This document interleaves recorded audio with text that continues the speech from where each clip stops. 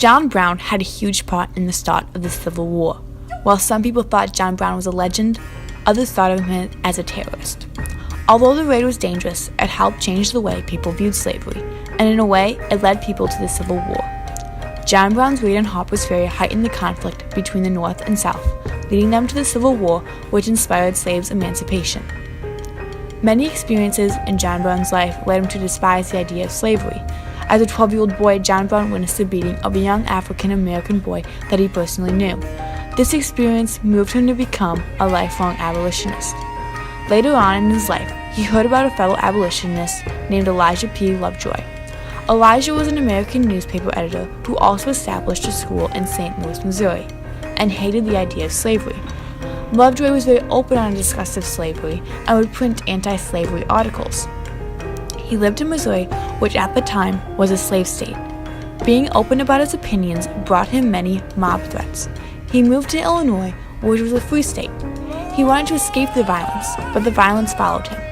On November 7, 1837, Elijah woke up to a mob attacking the editorial building, which contained all of his printing presses and equipment.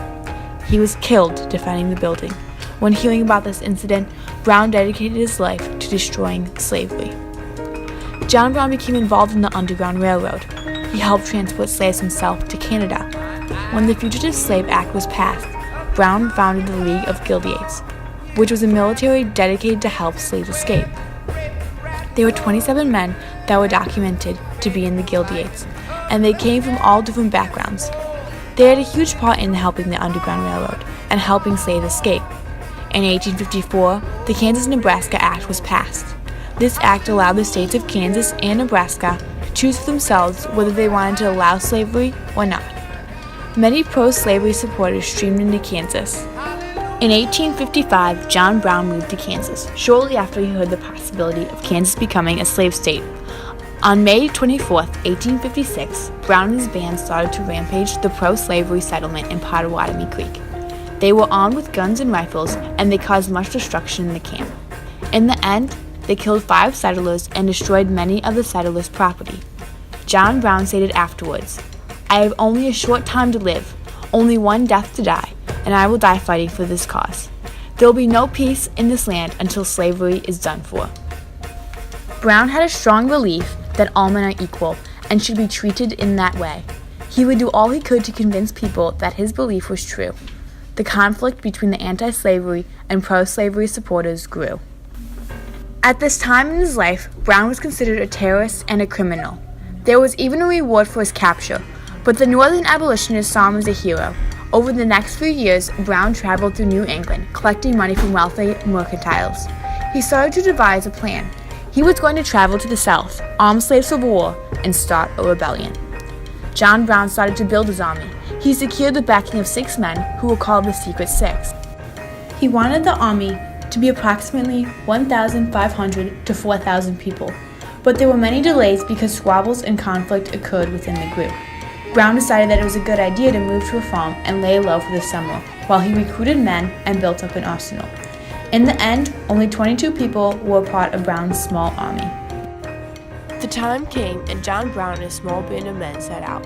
It was October 16, 1859, a rainy night when they left the farmhouse.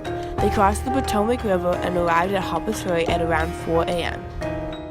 Harpers Ferry was an armory and arsenal that held over 100,000 rifles and muskets.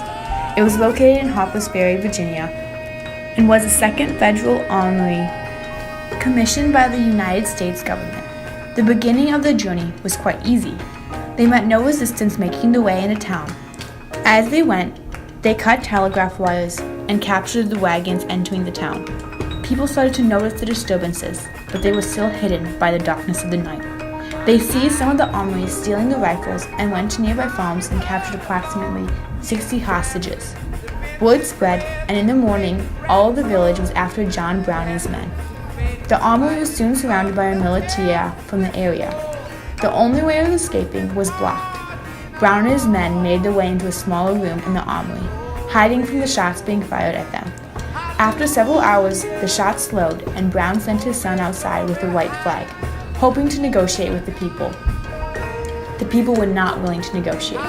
They shot and killed John Brown's son on the spot, sending Brown and his band into a panic, resulting in some of the other men getting shot. Lieutenant Robert E. Lee arrived the next morning with a detachment of Marines. The first attack came on Brown's men. The Marines attacked the engine house but retreated back when confronted with bullets that came from the abolitionists. The second attack came. They busted open the door and captured the hostages with few fatalities. The fight was over. The raid had failed, but it inflamed sectional tension and raised the stakes for the 1860 presidential election. And although John Brown was captured and later executed, he served as an inspiration for the abolitionists to keep striving for slaves' freedom. Now we hear a reenactment of John Brown's last speech before he was killed. In the first place, I deny everything but what I have all along admitted. The design on my part to free the slaves. Had I so interfered in behalf of the rich, powerful, the intelligent, the so-called great, or any of that class, and suffered and sacrificed what I have in this interference, it would have been all right. And every man in this courtroom would have deemed it an act worthy of reward rather than punishment. I believe that to have interfered as I have done, as I have always freely admitted I have done, was not wrong, but right. Now, if it is deemed necessary that I should forfeit my life for the furtherance of the ends of justice, and mingle my blood